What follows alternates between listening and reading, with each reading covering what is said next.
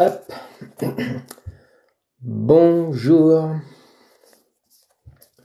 Bonjour, on va poursuivre la lecture du livre Le monde enchanté des esprits de la nature de Loan Miège.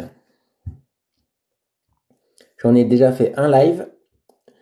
On a lu les 5 premiers chapitres au live précédent.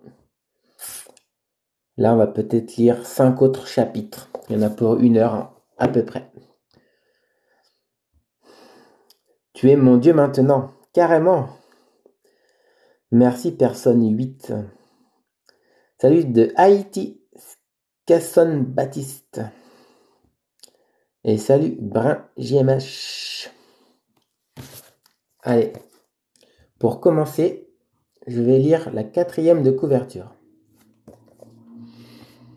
Alors que la célébration du mariage de la princesse Mélodie et de Gaspard remplit de joie le château d'où tout est beau, la main du destin bouleverse leur avenir tout tracé. Gaspard, le prince tant attendu, disparaît mystérieusement dans son sommeil. Une vieille dame le dit subjugué et kidnappé par les fées.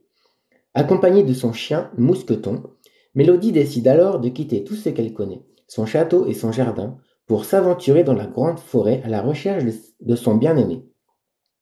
Pas à pas, elle en découvre les secrets, rencontre les esprits de la nature et se rapproche du redouté royaume des fées, protégé par un terrible sortilège. L'épreuve s'annonce de taille. Réussira-t-elle ou succombera-t-elle en route? Finira-t-elle par retrouver son prince tant attendu? Que lui réserve cette aventure? Bien des surprises et des révélations. Cette histoire totalement vraie, il va sans dire, est une invitation à plonger dans le monde des esprits de la nature. À travers le conte, il est enseigné comment les rencontrer et communiquer avec eux. Leurs messages essentiels ponctuent le récit avec poésie et sauront conquérir le cœur des petits et des grands. Nous portons tous l'aventure de Mélodie en nous. Il s'agit d'une quête universelle menant à la transformation et à l'épanouissement et à l'accomplissement. Il y a des oiseaux dans mon jardin. Salut Dekrasmichi. Salut Ginapon. Question. Qu'est-ce qui te motive le plus dans ta carrière? C'est quoi ce message en forme de question? Je savais pas que c'était possible.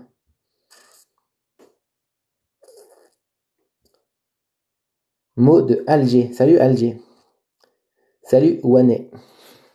Alors, on a déjà lu les 5 premiers chapitres la dernière fois. On en est au chapitre 6. Pour résumer vite fait, la princesse part à la recherche de son prince charmant qui a disparu. Il a été enlevé par les fées. Et donc, elle le recherche dans la forêt, où elle a déjà rencontré les lutins. Salut Luc. Chapitre 6. Une bienheureuse rencontre.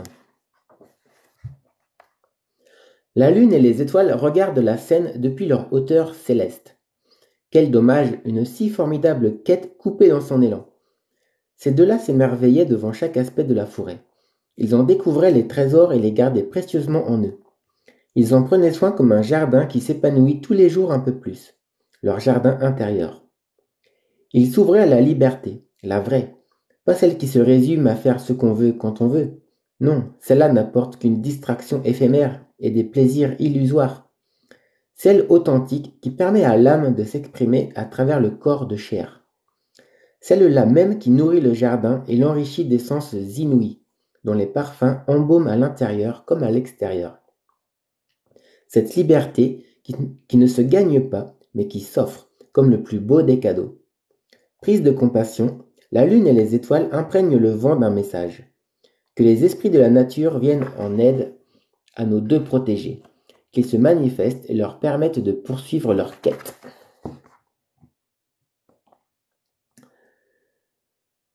Ok. Donc là, c'est la lune et les étoiles qui accompagnent notre princesse et son chien.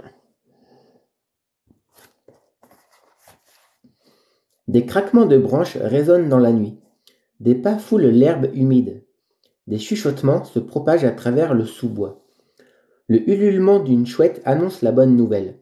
Le message a été entendu. De petits êtres affluent vers nos deux amis profondément endormis. Ils se rassemblent autour d'eux et les observent avec leurs grands yeux.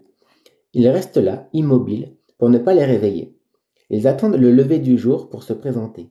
Progressivement, la lune et les étoiles s'effacent, éblouies par le premier rayon du soleil. Elles peuvent s'en aller tranquilles, car leur vœu a été exaucé. Mélodie et Mousqueton sortent doucement de leur sommeil. Blottis dans la chaleur de la couverture, ils ne savent pas encore qu'ils sont surveillés. La faim gronde dans leur ventre vide. Le sac est toujours plein de spécialités lutines, prêtes à être animées. Mélodie connaît maintenant les paroles magiques par cœur. Pensant au bon petit déjeuner qui les attend, elle commence à fredonner la chanson des lutins. Et plus elle chante, plus elle s'amuse à moduler sa voix, et plus elle sent la joie la remplir. Des odeurs appétissantes émanent du sac, pourtant fermé. Des odeurs si alléchantes que les petits êtres ne peuvent pas résister et se rapprochent. Quel délice se cache donc ici? Un roulement de cailloux trahit leur présence. Surprise, Mélodie sort la tête pour voir ce qui se passe. Elle découvre alors une bande de gourmands pris en flagrant délit, la main dans le sac. Ils se figent devant son regard accusateur. Puis ils s'inclinent afin de s'excuser d'une telle maladresse. Ce ne sont pas des manières, c'est bien vrai. Donc, on a Mélodie qui va manger la nourriture que les lutins lui ont donnée. Et je vous rappelle que pour que cette nourriture soit délicieuse, il faut qu'elle chante la chanson des lutins. Et là, la bonne odeur a attiré des êtres, on ne sait pas encore qui c'est. Salut Ayette. Salut user.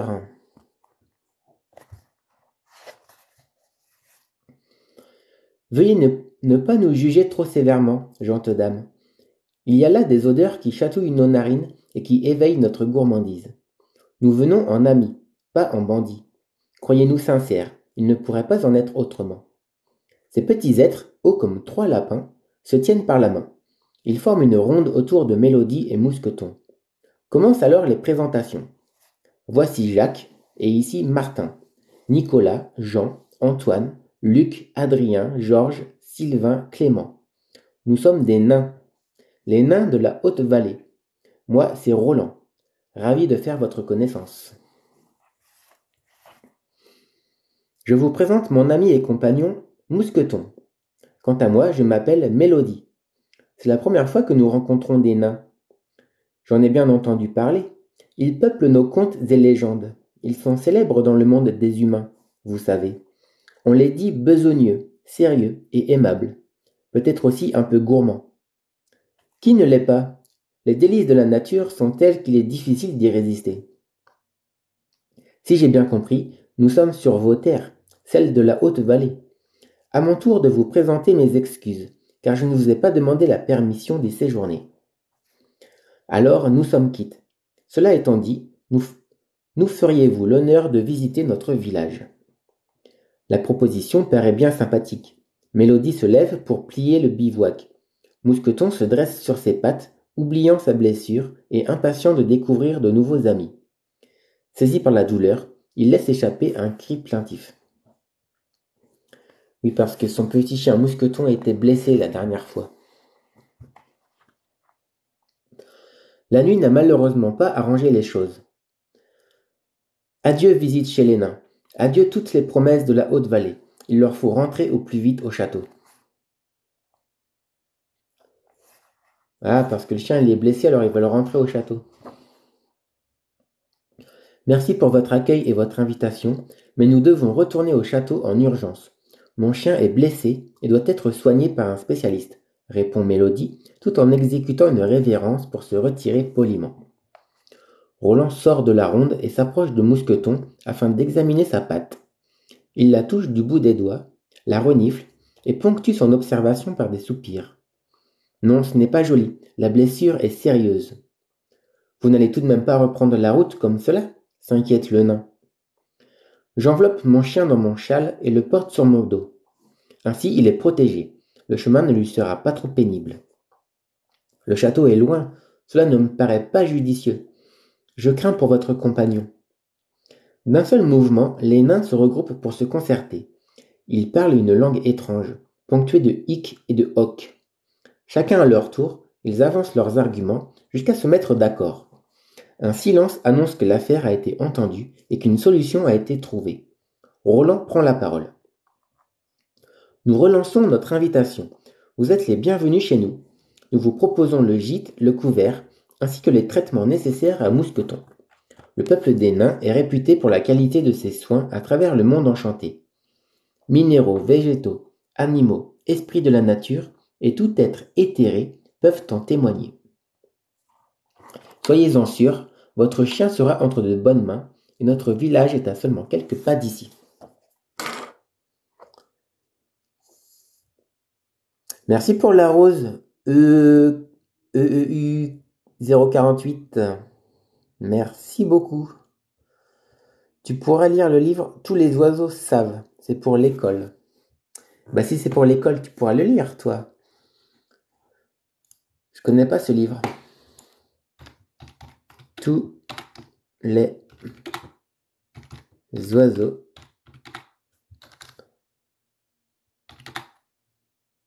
savent.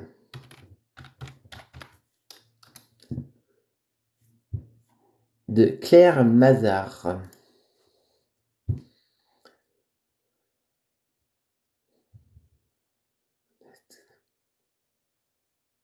Je connais pas, ça a l'air d'être pas mal. Bonjour monsieur, c'est la paille et la poutre. Ça veut dire quoi? La paille et la poutre, c'est une expression que j'entends très rarement. La paille et la poutre. Je ne sais même pas ce que ça veut dire. C'est une parabole prononcée par Jésus-Christ.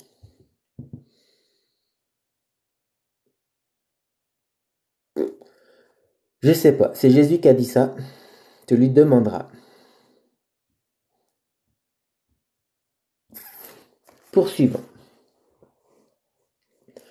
Mélodie tente de se souvenir des récits de sa jeunesse. Les nains y avaient-ils une telle réputation? Tout cela doit être consigné dans un coin de sa mémoire. La situation est grave et il n'est pas question de faire prendre des risques à Mousqueton. Cherchons un peu. Elle fouille. Elle revoit la bibliothèque du château et ses livres soigneusement rangés. Elle les passe en revue un par un, saute d'étagère en étagère et fait le tour de la collection. On y parle bien de nains, mais rien sur la qualité de leurs soins réputés dans le monde enchanté. Si seulement elle pouvait en savoir plus. Les nains entendent le bruissement des pensées de la jeune femme. Ils n'en comprennent pas toute la signification, mais devinent son interrogation. Quel est donc le problème qui vous pose tant de soucis, gente dame? Demande Roland. Voyez-vous, ne le prenez pas mal, mais je n'ai pas le souvenir d'une telle qualité chez les nains, qui ont peuplé mes histoires d'enfance. Oh, c'est donc cela. Croyez-vous que les nains ont dévoilé tous leurs secrets aux humains? Il y a des choses évidentes que nous pouvons partager ouvertement avec tous, et il y en a d'autres. D'autres qui se gardent précieusement et qui se révèlent seulement quand le moment est venu. D'où viennent les potions et onguents qui font la renommée de certains de vos médecins, à votre avis? Pensez-vous qu'ils ont étudié longuement dans la forêt, qu'ils ont expérimenté toutes les combinaisons possibles de mélanges de plantes, et qu'ils les ont testées pendant des années, voire des siècles, pour enfin composer des remèdes dignes de son nom? Et oui, la nature a ses mystères, et le monde enchanté ses serviteurs. Peu se vanteront d'avoir étudié par chez nous, mais qu'importe, l'essentiel est que ces connaissances soient utilisées pour le bien de tous. Les nains ont leurs secrets. Ils sont de bons soignants. Nous ne le savions pas. Qu'en penses-tu, Mousqueton? Souhaites-tu être soigné par les nains? Le petit chien reste un instant muet. Comment savoir? C'est alors que Roland pose ses mains sur sa blessure, ferme les yeux et se concentre. Une douce chaleur se répand dans la patte. La sensation de douleur disparaît peu à peu. Épaté, Mousqueton pousse un ouaf joyeux. Sa réponse est donnée. Ok! Les nains ont soigné le chien juste en posant la main dessus. Ça, c'est ce qu'on appelle le magnétisme. Homme de paille, ça veut dire quoi? Beaucoup de questions sur les pailles aujourd'hui. Personne qui sert de prête-nom dans une affaire peu honnête. Personne qui couvre de son nom les actes ou les écrits de quelqu'un d'autre. C'est quelqu'un, en gros, qui va se dénoncer à la place d'un autre. C'est comme ça que je le comprends. Ayette a partagé la vidéo, merci. Google, oui. C'est une bonne réponse, Google. Salut Apo Kangok. Ça va, merci.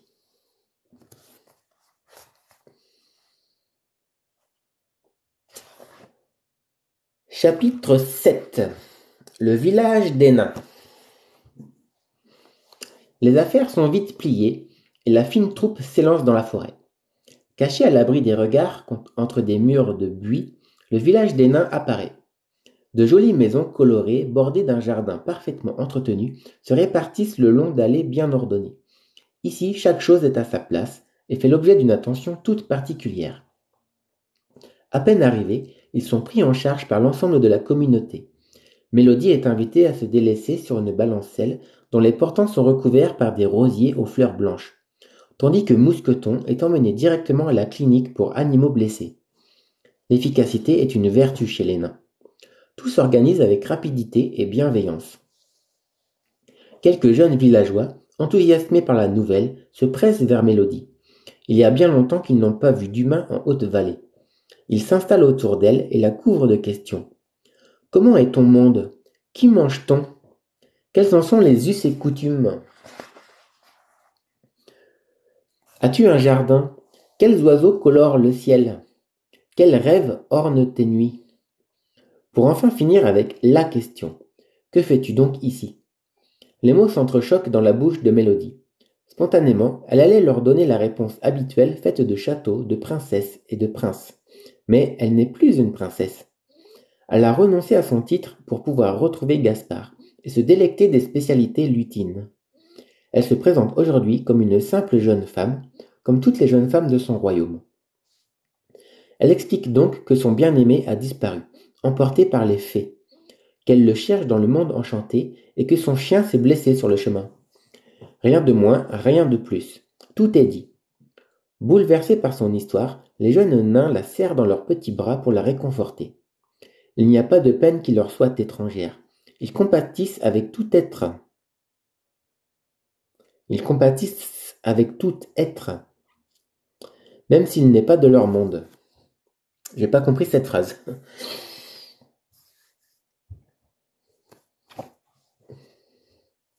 Après un temps d'observation approfondie, Roland établit un protocole de soins. Mousqueton en aura certainement pour plusieurs jours à se remettre. Il y a des étapes à suivre et à respecter. C'est ainsi. Ils se rendent à la balancelle afin d'en informer Mélodie. Leur séjour chez les nains est déjà arrangé. Les jours filent. Le petit chien se rétablit progressivement, pendant que sa maîtresse prend des cours de jardinage. Georgette, sa professeure naine, lui apprend comment œuvrer dans le respect du cycle sacré de la nature. Ainsi, chaque fois qu'elle souhaite cueillir une fleur pour en faire un bouquet, elle lui conseille d'en informer l'esprit de la plante au préalable, d'en demander l'autorisation et de lui montrer l'endroit où elle va couper. Grâce à cette bonne communication, l'esprit de la plante peut alors accepter son geste, puis se retirer de la fleur et de la tige, de manière à ce que le sacré, son énergie subtile, soit épargné. De même, quand elle envisage de prélever une salade, elle lui recommande de poser ses mains sur l'émanation vibratoire de celle-ci, comme lui a montré la petite souris au sujet du voile entre les mondes, et de lui expliquer son intention. Cela permet à l'esprit de la salade de sortir de son habitat végétal, puis de se mettre de côté. Les mains sentent alors un vide et la salade peut être récoltée sans blesser l'esprit. Lorsqu'une graine ou une jeune salade sera nouvellement mise en terre, ce dernier pourra s'y loger et en accompagner la croissance. Ainsi, la boucle est bouclée. Le cycle est respecté et encouragé. Mélodie s'entraîne quotidiennement afin d'intégrer la totalité de ses enseignements. Elle a hâte de pouvoir les transmettre à son tour au jardinier du château. Son jardin est déjà une splendeur pour les sens. Qu'en sera-t-il avec cette approche? Elle le voit déjà déborder de couleurs scintillantes et exhaler de parfums enivrants. Enveloppé dans une couverture douillette, Mousqueton rêve de courir librement et de se rouler dans l'herbe. Les soins donnés par les nains lui ont été très profitables. Il peut désormais poser sa patte sur le sol. Pour autant, elle n'est pas totalement cicatrisée, et Roland s'en inquiète. Le baume qu'il lui a administré aurait dû faire son effet. Face à ce constat, il cherche un moyen de faciliter la guérison du petit chien. Lui vient alors une idée, demander à Mélodie de participer. Certes, elle n'est pas diplômée en la matière, mais elle obtient de bons résultats dans le jardin. Cela vaut le coup d'essayer. L'atmosphère de la clinique est lourde. Tant d'animaux sont ici en séjour prolongé. Mélodie a parfois du mal à soutenir le regard de ces êtres en souffrance. Roland tente de la rassurer. Tous sont en voie de guérison. Ils ont juste besoin de temps. Mousqueton est installé dans une petite pièce donnant sur la verdure. Ses yeux brillent à la vue de sa maîtresse. Il se blottit contre elle et s'abandonne sous ses caresses. Quelle joie de la retrouver. Cette histoire est vraiment passionnante, je trouve. Je suis content qu'elle te plaise. Salut, Azur Napuli. Quel serait le rôle des fables dans l'éducation? Il y a plusieurs rôles. Apprendre à lire, apprendre à écrire, apprendre plein de choses. Apprendre des morales. Salut, Kompao Resamira. Ou Samira, je suppose. Roland leur explique son idée. Mélodie, Mousqueton a besoin de votre intervention. Le peuple des nains a fait de son mieux pour le soigner, mais la cicatrice reste encore fragile. Voudriez-vous bien essayer, s'il vous plaît? Bien entendu, dites-moi seulement comment je dois procéder. Tout d'abord, vous allez fermer les yeux et vous détendre. Écoutez votre respiration. Sentez l'air aller et venir dans votre corps. Cet air est magique, car il contient l'essence de la vie. Des petites paillettes de lumière qui dansent dans le ciel. À chaque inspiration, imaginez-les entrer à l'intérieur de vos poumons. Et à chaque expiration, propulsez-les partout dans votre corps. Recommencez jusqu'à vous en remplir totalement, comme on remplit un vase d'eau. Une fois que vous en êtes pleine, continuez à inspirer les paillettes, mais cette fois-ci, à l'expiration, dirigez-les vers vos mains. Voilà, vous sentez? Oui, enfin. J'ai les mains qui piquent un peu et j'ai l'impression d'avoir des boules d'air chaud dans mes paumes. Est-ce bien cela? C'est tout à fait cela. Très bien. Maintenant, approchez tout doucement vos mains vers Mousqueton. Oh, il y a comme un voile. Mes mains sont bloquées dessus. Là, on apprend à guérir avec les mains. Salut, Mamadou.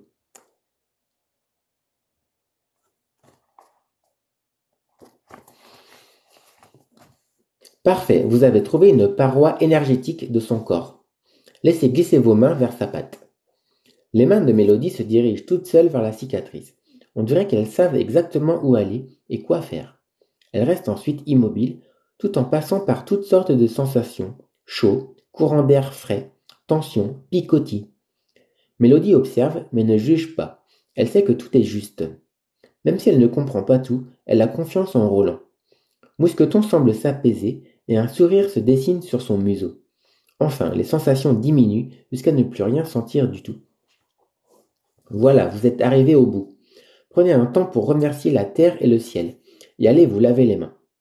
Une fontaine est prévue à cet effet au cœur du jardin de la clinique. Même si vous aimez votre chien, il est important de vous libérer de ses énergies malades.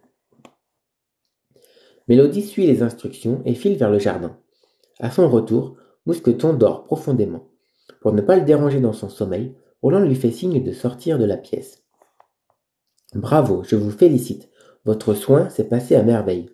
Attendons maintenant d'en voir les résultats. Il est possible que je fasse à nouveau appel à vous. Un soin ne suffit pas toujours, et il est bon de recommencer jusqu'à ce que la guérison soit totale. Je suis à votre service. Je ferai tout mon possible pour mon chien. Coucou Diane. Papillon, fleur, escargot.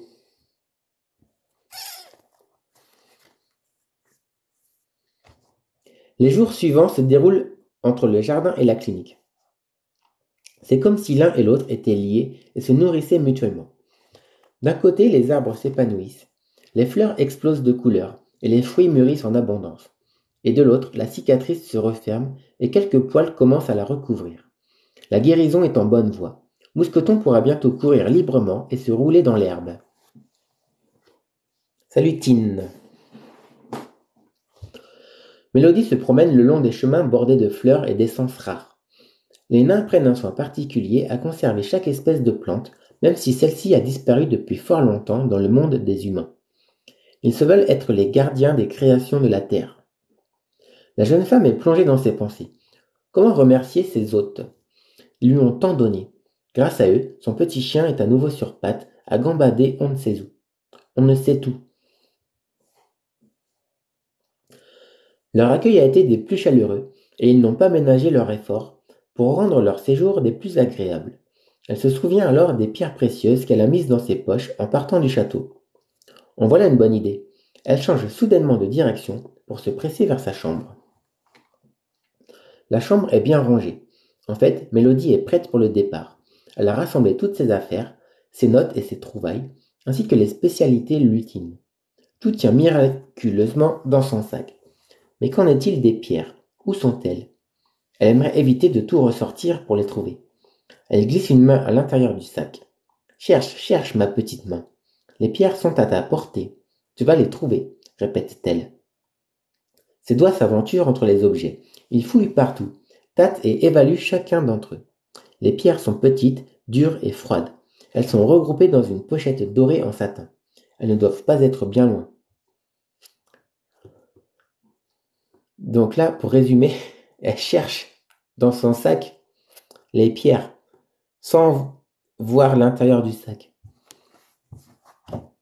En gros, avec son intuition, elle doit retrouver ce qu'elle cherche dans son sac. Salut, c'est Doudia. Mince, qu'est-ce que j'ai fait? C'est Doudiamouten.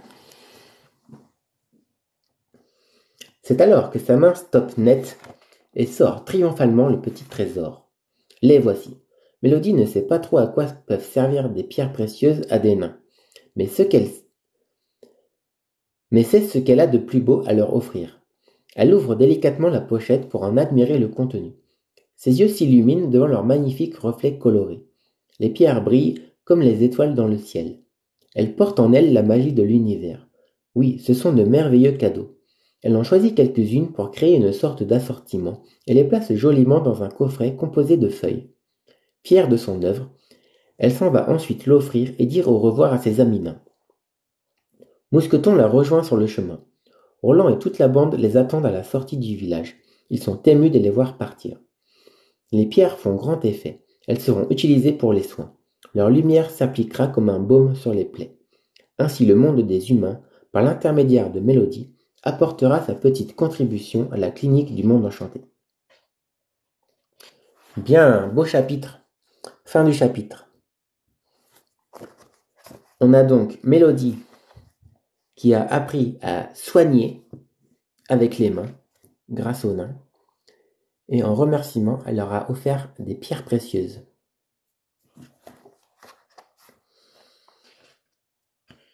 Pouvez lire.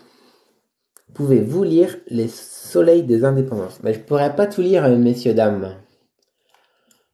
Je ne pourrais pas tout lire. C'est quoi ça? Les Soleils de l'Indépendance. De quoi ça parle? De Amadou Kourouma. L'histoire d'un prince déchu au moment de l'indépendance. Publié en 70. Je ne pourrais pas tout lire, désolé.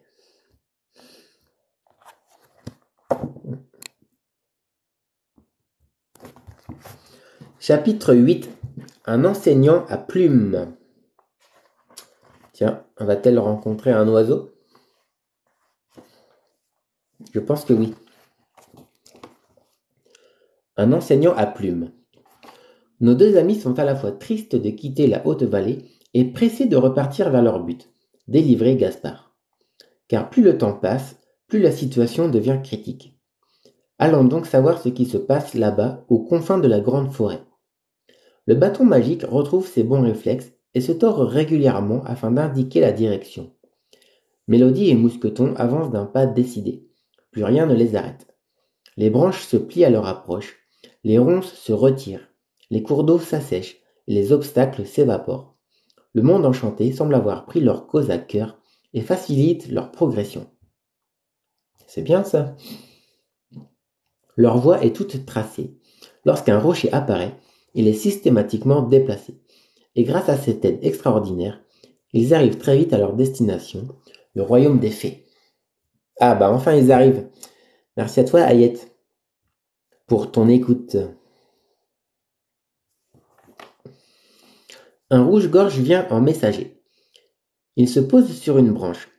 Alors que Mélodie et Mousqueton sont absorbés par leur marche, ils chantent et attirent leur attention. Voyant qu'il n'a aucun succès, ils décident de parler. Levez la tête, regardez autour de vous, dit l'oiseau. As-tu entendu, Mousqueton? J'entends parler, mais je ne vois personne, s'étonne Mélodie. Tu ne regardes pas au bon endroit, c'est tout. Je suis petit, je vole. Je suis un oiseau qui parle. Je n'avais encore jamais vu ça. Un rouge-gorge, plus exactement. Admirez mon plumage, il est de toute beauté. Le messager à plume exécute alors quelques pirouettes, mettant en valeur tout son être. Il a vraiment belle allure. Quelle classe! Vous l'avez dit, les oiseaux sont chics, toujours bien habillés, impeccables. Cela étant dit, on m'a chargé de vous accueillir. Votre présence dans le monde enchanté fait grand bruit. Vous savez, une demoiselle et un chien. Nous n'avons pas vu cela depuis fort longtemps. Voyons, en est seulement le souvenir? C'est inouï. Nous accueillir? Mais où? Au royaume des fées, bien évidemment. C'est bien là que vous souhaitez vous rendre, n'est-ce pas? C'est exact. Je vois en effet que les nouvelles circulent vite ici. À vol d'oiseau, très cher. Point de frontière, point d'obstacle, point de route hasardeuse, aussi rapide que le souffle du vent. Pourriez-vous alors me dire où se trouve le royaume des fées? Ici et là. Vous y êtes. Comment ça? Le royaume des fées a ses petites fantaisies. Il ne se montre pas au premier venu. Il se dissimule derrière des voiles de brume de sommeil. Quiconque essaie d'y entrer ou d'en sortir encourt le risque de sombrer dans un sommeil éternel. C'est pour cela que je suis venu vous saisir avant que leur disgrâce se jette sur vous. C'est bien aimable de votre part. Remerciez plutôt le peuple des nains. Nous, le peuple des animaux, sommes très proches de lui. Nous nous apprécions mutuellement, si l'on peut dire. Mais revenons à notre sujet. Le royaume des fées a ajouté une exception à son enchantement, je vous l'ai dit. Elles affectionnent les petites fantaisies. Si le visiteur est en harmonie, les brumes de sommeil se transforment en brumes de joie, qui le transportent alors vers un bonheur éternel. Eh oui. En gros, pour voir le royaume des fées, il faut y croire. Merci pour ces séances de formation. Mélodie se tait. Tout cela lui paraît complètement farfelu. Qui sont ces fées pour inventer de tels enchantements? Sommeil éternel, bonheur éternel. Comment peut-on jouer ainsi avec la vie? Ce ne sont pas de simples petites fantaisies. Elle pense à Gaspard. Est-il pris au piège de l'une de leurs inventions? Qu'ont-elles fait de lui? Sentant son inquiétude monter, le rouge-gorge tente de la rassurer. Ne prenez pas les choses trop sérieusement, demoiselle. Les fées adorent s'amuser. Certes, leurs jeux ne sont pas toujours à notre goût, mais il n'en reste pas moins des jeux. Et votre prochaine épreuve est de trouver l'harmonie. N'est-ce pas merveilleux? Une demoiselle Mélodie en harmonie. Que pourrions-nous imaginer de mieux?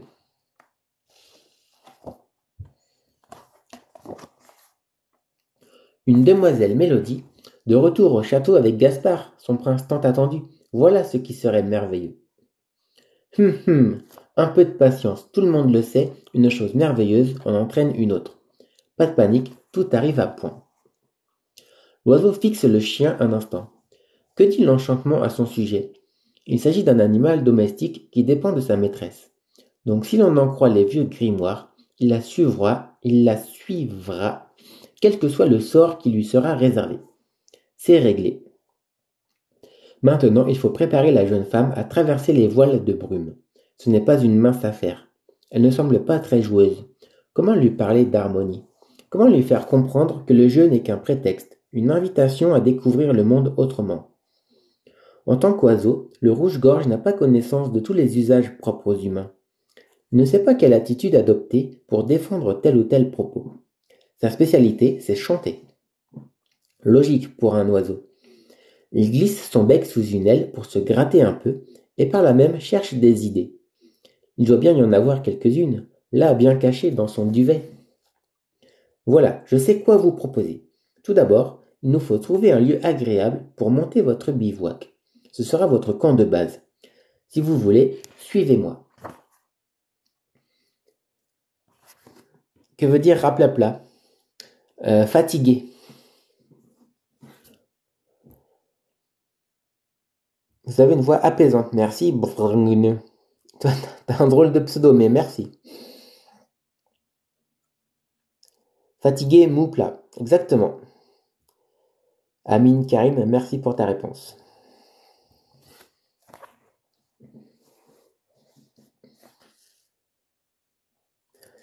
Mélodie et Mousqueton se regardent et s'interrogent. Dans quelle drôle d'histoire sont-ils tombés?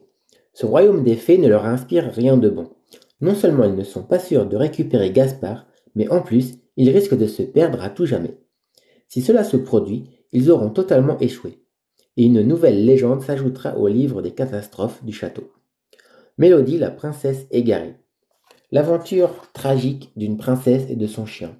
La triste disparition d'un prince entraîne celle de sa bien-aimée et de son fidèle compagnon.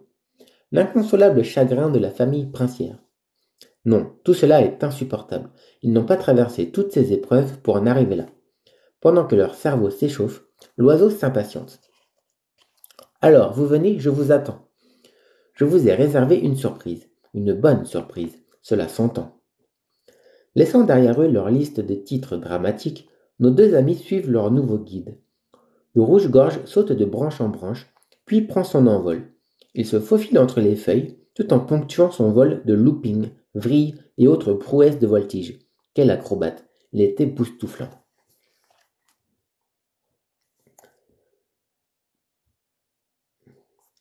C'est mon prénom et nom de famille sans les voyelles, ok. Donc tu t'appelles peut-être BRV. Je connais pas de. Je connais pas de prénom avec ces consonnes. Salut Algéria. Bonsoir, s'il te plaît, sur mail par exemple veut dire envoyer en CC. CC c'est copie carbone. Copie carbone, c'est juste quelqu'un que tu mets en copie pour envoyer un mail. Attends. Que je dise pas de bêtises. Ou copie cachée peut-être. Copie cachée. Copie cachée. Non, alors c'est bien copie carbone. CC copie carbone et CCI copie carbone invisible. Si tu ne veux pas qu'on sache que tu as envoyé le mail à une autre personne, tu le mets en CCI. Sinon, tu le mets en CC. Tout le monde le verra. Ce n'est pas copier-coller pour un mail.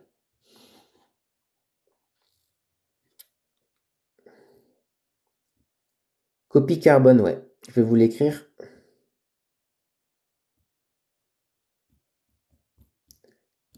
Copie carbone. CC ou CCI, c'est copie carbone invisible. Comme ça.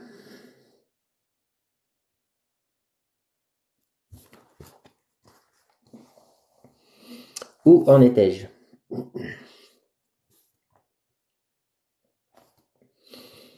Là, un espace entre deux buissons leur permet d'accéder à une zone protégée. Un épais tapis de mousse émeraude se déroule sous leurs pieds et pattes fatiguées. Il fera un parfait matelas. Mélodie pose son sac, étend la couverture et s'assied confortablement. Elle regarde autour d'elle. Elle a l'impression d'être dans un nid. Les buissons forment un rempart circulaire naturel. De hauts arbres s'élancent tout autour, et le centre est dégagé, laissant apparaître le ciel. Cet endroit est vraiment bien choisi. Elle sort quelques spécialités lutines et invite l'oiseau à les rejoindre. N'étant pas à l'aise à terre, ce dernier préfère sauter sur Mousqueton pour en faire son perchoir. Voilà les amis, si vous m'autorisez à vous appeler ainsi, qu'en dites-vous? N'est-ce pas un lieu fabuleux pour vous reposer? Oui, tout à fait fabuleux. Merci de nous y avoir emmenés. Le peuple des lutins nous a offert quelques délicieux mets. Nous feriez-vous l'honneur de partager ce repas avec nous? Qu'est-ce donc là? Vos mets semblent délicieux, mais ils n'ont point d'odeur ni de vitalité. Ils sont particuliers, en effet. Les lutins ont aussi leur petite fantaisie, et ils m'ont transmis une chanson pour les animer. Voudriez-vous la chanter avec nous?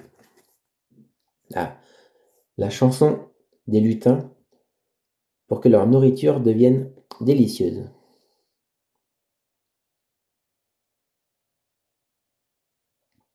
Alors cessez, sinon ça veut dire coucou.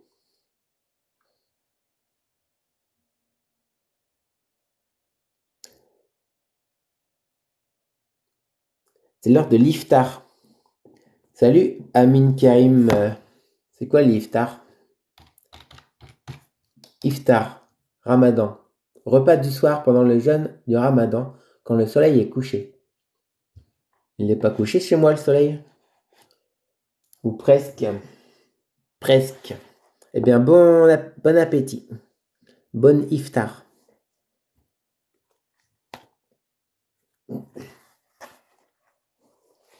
C'est alors que trois voix s'élèvent au-dessus de la grande forêt. Trois voix unies dans la joie. Une brioche se met à fumer. Une tarte à embaumer. Un pain fourré à déborder. Quel régal! Mélodie sort son canif et coupe des parts qu'elle serre dans de larges feuilles. Ils prennent un moment pour remercier les lutins et leur envoient toutes leurs bonnes pensées. Cela étant fait, ils se délectent de chaque bouchée. Ils mangent avec plaisir jusqu'à être rassasiés. Leur festin terminé, l'oiseau reprend la parole. Votre initiation commence ce soir. Enfin, si vous souhaitez toujours entrer dans le royaume des fées. Je ne vous oblige en rien. Vous êtes aussi libre qu'un oiseau. Cher Rouge-Gorge, je vous avoue être dans l'hésitation. Je ne suis pas sûr de réussir l'épreuve que vous me proposez. Aussi je pense très fort à ma famille qui m'attend. Je crains qu'elle soit peinée de mon absence et qu'elle s'inquiète sérieusement. Qu'arriverait-il si je me perdais dans les brumes de sommeil? Aurais-je un jour la possibilité de me réveiller et de sortir de cet enchantement? J'aime profondément Gaspard, mais tout autant ma famille. Ah, je vois, je comprends vos tourments. Repartir vers ce que vous connaissez ou vous dépasser en prenant des risques, voilà le dilemme. Quel genre de vie vous promet un retour? Y avez-vous réfléchi? Je ne sais pas trop. Une vie confortable, comme elle l'a toujours été.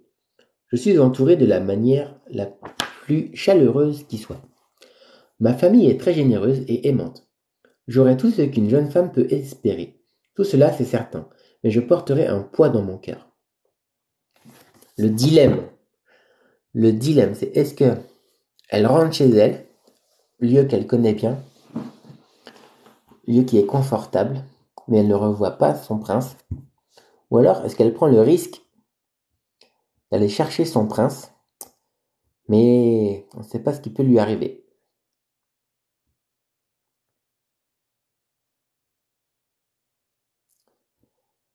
JMT plus 1 ici. Et c'est pas genre la même heure qu'à Paris, ça? Moi, j'ai 20h45.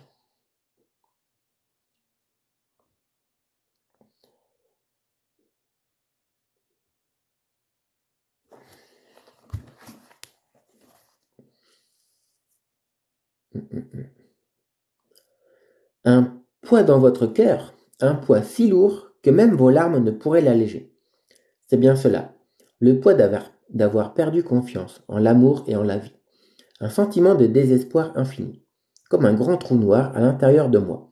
Et puis il y aurait les poids de l'échec et de la lâcheté, de n'avoir pas pu sauver Gaspard, de l'avoir abandonné, d'avoir baissé les bras plutôt que d'avoir eu le courage de relever le défi. Il me semble difficile de pouvoir vivre avec ces deux poids, l'un à ma droite, l'autre à ma gauche, comme un boulet accroché à chaque pied. Alors vous me demandez quel genre de vie un genre pas très glorieux, fait de regrets et de tristesse. Et c'est vers ce genre de vie que vous souhaitez repartir? Voyez-vous, votre description ne m'en donne pas vraiment envie. Je dirais même qu'elle me fait fuir. N'avez-vous pas d'autres ambitions? Allons, imaginons un instant une vie telle que vous la rêvez. Imaginez-la avec le meilleur pour vous-même. Comment serait-elle? Je ne sais pas. Avant d'entrer dans le monde enchanté, mes idées étaient claires. Je souhaitais la vie que mon éducation m'a fait espérer. Je m'explique. Mon instituteur et ma famille m'ont montré ce que le bonheur signifiait pour eux. Un bonheur qui se gagne en étant une gentille fille. J'ai répondu autant que possible à leurs attentes. Je me suis appliqué à faire de mon mieux, même si j'ai pu les décevoir parfois. Ce bonheur peut se résumer en une vie agréable, avec un bon époux, une belle renommée, du succès et des activités plaisantes. C'était mon idéal. Et aujourd'hui, vous doutez de ce que vos proches vous ont transmis? Je ne suis pas certaine que ce soit réellement le meilleur pour moi. Vous voulez dire que c'était peut-être le meilleur pour eux, mais pas pour vous? Et ce qui s'applique à certains ne l'est pas pour tous. C'est exact. Mon séjour dans le monde enchanté m'a tant fait découvrir. Je ne suis plus la même à présent. Vous comprenez? J'ai réussi à accomplir des choses dont je ne connaissais même pas l'existence auparavant. Et vous y arriverez encore, croyez-moi. Faites-moi confiance. Je ne suis pas un oiseau débutant. Je suis petit et mignon, certes, mais j'en sais plus que ce que j'en ai l'air. Vous pensez vraiment que je pourrais traverser les voiles de brume sans dommage? Bien entendu. Il vous manque juste un peu d'apprentissage et d'entraînement. Dans ce cas, je vous invite à faire une bonne sieste, car nous démarrerons dès que la nuit sera tombée. D'un geste doux, Mélodie prend Mousqueton dans ses bras et s'enveloppe dans la couverture. Leurs yeux se ferment, le rouge-gorge, lui, s'élève et s'installe sur une branche en hauteur. Il monte la garde. Qu'est-ce que le bonheur? Le bonheur n'est pas le même pour tout le monde. Super histoire, n'est-ce pas, ma chérie? Je suis passé juste pour vous faire un coucou. Bah, c'est gentil, Jimmy. Coucou à toi. 19h45 à Alger. Bah, on a la même heure ici, en France métropolitaine.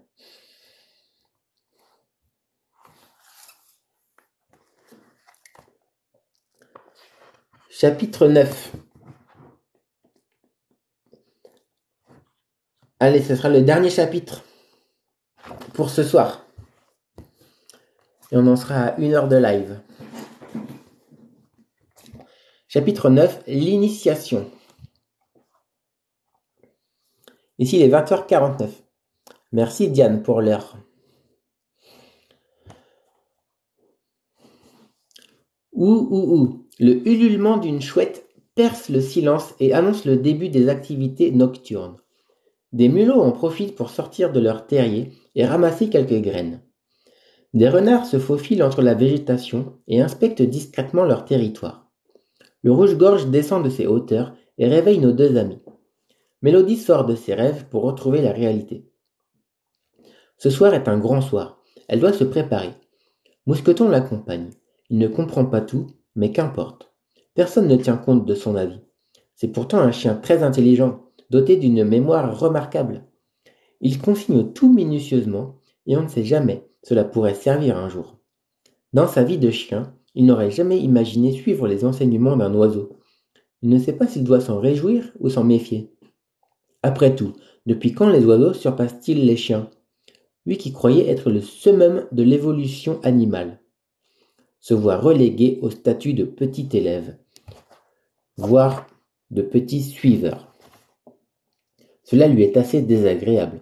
Cependant, le rouge-gorge lui paraît sympathique. Il sait parler, lui, ce qui n'est pas son cas. Cela fait des années qu'il essaie d'imiter sa maîtresse et d'émettre des sons de son langage, mais sans succès. Cet oiseau possède cet avantage, il faut bien le reconnaître. Salut Lida. Merci Sukerm. Prenez juste le nécessaire, de quoi avoir chaud et de l'eau. Nous n'allons pas loin. Ne vous chargez pas inutilement, recommande le rouge-gorge. Mélodie s'enroule dans sa cape de laine et se lève, prête à commencer. Il fait sombre tout autour d'elle. Seule la lune éclaire la forêt et met en relief ces éléments. Elle souligne un tronc d'arbre, un amas de feuilles, quelques tiges folles, ça et là. Si peu que Mélodie a du mal à avoir une vue d'ensemble. Pourtant, elle va devoir s'y accommoder. Elle va devoir percevoir la nature avec autre chose que ses yeux, avec des sens plus subtils, plus sensibles et plus intérieurs. Elle ouvre grand ses oreilles afin de pouvoir capter les sons et en définir la provenance. Elle se concentre sur ses narines et les imagine comme des aspirateurs à odeur. Elle renifle l'air, celui venant du sol et celui du ciel. Mousqueton l'observe, étonné. Voilà maintenant que sa maîtresse se prend pour un chien. Comme lui, elle collecte chaque odeur et essaie de l'associer à un élément. De la mousse, une vieille branche, une fleur fanée, de l'herbe fraîche ou le passage d'un animal. Dans la nuit, son nez devient sa boussole. Il lui montre ce que ses yeux ne peuvent plus voir. Son corps est parcouru de frissons. Lui aussi s'est déployé pour saisir chaque changement dans son environnement. Un courant d'air, une présence, le franchissement d'une porte naturelle ou la traversée d'un lieu particulier. Elle constate qu'elle possède des sens très pratiques, et cependant si peu utilisés. Que lui réserve encore cette nuit? Que va-t-elle découvrir? Ça va bien, merci, Amir. Allons les amis, il est temps de partir. Écoutez mon chant. Il vous donne la direction à prendre. Cui, cui, cui, cui, cui, cui. Suivez-moi. Le rouge-gorge s'élève d'un coup d'aile et disparaît dans l'obscurité. Son chant flotte au-dessus de la forêt. Il tisse un ruban de notes que Mélodie et Mousqueton n'ont plus qu'à attraper pour avancer. Ils marchent tout en restant parfaitement concentrés. La grande forêt leur paraît maintenant bien mystérieuse. Elle semble ne plus avoir de début ni de fin. Ces arbres majestueux, formant des murs infranchissables, se sont évanouis. La nature baigne dans une atmosphère paisible où tout se fond dans un étrange silence. Seul le sentiment d'un espace immense demeure. L'oiseau s'approche d'eux pour leur signifier qu'ils sont arrivés. Voilà, nous y sommes. Ah bon, qu'y a-t-il de particulier ici? Demande Mélodie. Disons qu'il s'agit d'un point central, un lieu donnant accès à toute la forêt. Vous voulez dire que d'ici, je peux communiquer avec les lutins et les nains, par exemple? En effet, c'est tout à fait possible. Et pas seulement. La nature est complexe, riche et foisonnante de formes de vie. Voyez-vous, elle n'est jamais à court d'idées. Elle crée en permanence et s'émerveille de ses propres créations. Ah, et vous-même, Mélodie, vous en êtes une. Eh oui, la nature reconnaît tous ses enfants et en prend soin. Nous sommes un peu tous frères et sœurs, malgré nos différences. Vous êtes à poil et moi à plume. Qu'importe, à ses yeux, nous sommes tous ses enfants. Nous sommes tous les enfants de la nature. Alors, pour la nature, nous sommes tous une famille, s'étonne Mélodie. Vous, mousquetons, les animaux, les arbres, les plantes, les pierres, mais aussi les esprits de la nature, lutins, nains, fées, et les humains, tous. C'est bien cela, confie aussi les esprits de la nature, lutins, nains, fées, et les humains, tous. C'est bien cela, confirme l'oiseau, tous. Je pourrais donc appeler ce vieil arbre grand frère, et cette coccinelle petite sœur. Vous comprenez vite. Mais comment communiquer avec eux? Si nous sommes une famille, nous avons bien une langue en commun. C'est pour cela que je vous ai amené ici. Cette langue est au-delà des mots. Elle fait appel à tous les sens, notamment les plus subtils. Fermez les yeux et écoutez les sons de la forêt.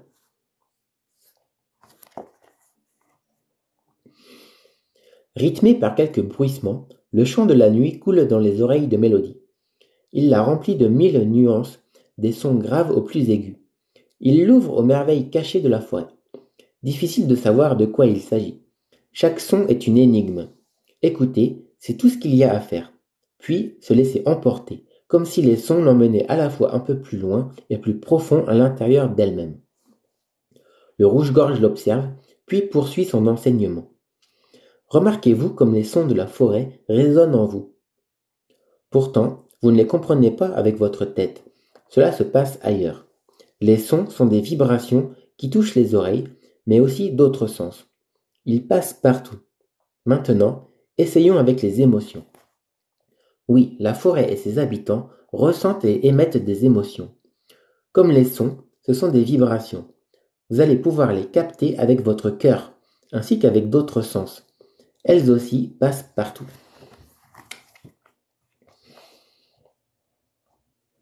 Mélodie se concentre et écoute. Les émotions sont silencieuses, beaucoup plus discrètes que les sons. Elle ne se laisse pas saisir facilement. Il lui faut ouvrir grand son cœur pour avoir un ressenti. Soudain, une vague de tristesse la secoue, une sensation si forte qu'elle ne sait plus si elle vient d'elle ou de la forêt. Puis c'est un torrent de joie qui la traverse et l'emporte dans une cascade de rire. Vient alors la paix. Elle se calme et savoure cet état. Les yeux toujours fermés, elle demande à l'oiseau. À qui appartiennent ces émotions? Je les ai bien ressenties, mais je ne saurais pas dire d'où elles viennent. Elles se propagent au gré du vent. Voyons, focalisez-vous maintenant sur votre grand frère, ce vieil arbre près de vous, et continuez l'exercice. Salut Cédric, mon élève d'amour. À nouveau, Mélodie ouvre grand son cœur dans l'espoir de saisir une émotion de l'arbre. Elle sent ses jambes devenir lourdes et ses pieds s'enfoncer dans le sol. Elle a la sensation d'avoir des racines. Son corps se redresse, droit comme un tronc. Quant à ses cheveux, ils flottent dans l'air et prennent la forme de branches. Elle devient l'arbre. C'est agréable de devenir cet arbre. À l'intérieur, elle se sent tranquille, contente d'avoir traversé les âges sans trop de peine. Elle se sent vieille et sereine. Puis elle réfléchit. Si elle peut devenir l'arbre, cela veut-il dire qu'elle peut tout devenir? Tout d'un coup, une bulle d'enthousiasme monte et explose en elle. Évidemment, puisque nous sommes une même famille. Tu me donneras ton compte YouTube afin que je m'abonne. Il y a le lien sur mon profil TikTok. Ma chaîne YouTube s'appelle également Prof Guillaume. Et Lida a partagé la vidéo avec 10 amis. Plus de 10 amis, merci Lida.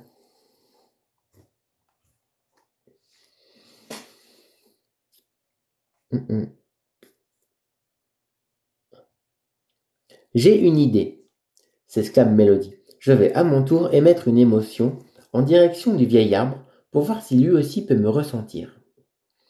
La jeune femme prend alors un temps pour s'écouter à l'intérieur et définir une émotion. Son attention dérive assez rapidement pour se figer sur Gaspard. Ah, Gaspard, soupire-t-elle. Si seulement je pouvais te retrouver. Un sentiment d'inquiétude s'empare progressivement d'elle. Une inquiétude mêlée à de la tristesse. Toujours le cœur bien ouvert, elle reste à l'écoute du grand frère. Son état d'être change. Il commence à devenir comme elle. Sa sérénité laisse place à l'inquiétude, puis à la tristesse. Il est touché par elle. C'est alors que soudainement, Mélodie se sent transportée par un amour incommensurable. Le vieil arbre puise par ses racines et ses branches les forces de la terre et du ciel pour les lui transmettre. Il lui donne tout ce qu'il peut pour l'aider à dépasser cette épreuve et à trouver le courage de continuer. Non seulement il a ressenti ses émotions, mais en plus il les a comprises, il leur a répondu avec sagesse et avec son cœur. Vous avez compris, se réjouit le rouge-gorge. J'en suis fort heureux. Vous avez passé la première étape avec succès. Bravo. Nous pouvons revenir au camp de base pour une nuit de sommeil bien méritée. Donc, on peut ressentir les émotions de la forêt, et la forêt peut également ressentir nos émotions.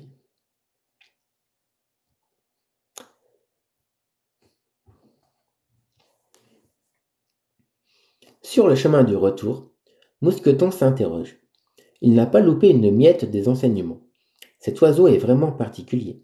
Il ne ménage pas sa maîtresse et l'emmène sur des terrains hasardeux. Cependant, il y a tout de même du bon là-dedans. Il pourra bientôt lui parler directement, et sans avoir à prononcer les mots de son langage si compliqué, lui qui en a toujours rêvé. À peine arrivé, il se laisse tomber sur le sol de mousse, émeraude, et s'endorme profondément. Eh oui, Parce que le chien qui ne parle pas la langue des humains, eh ben, il pourra arriver à se faire comprendre tout de même en partageant ses émotions.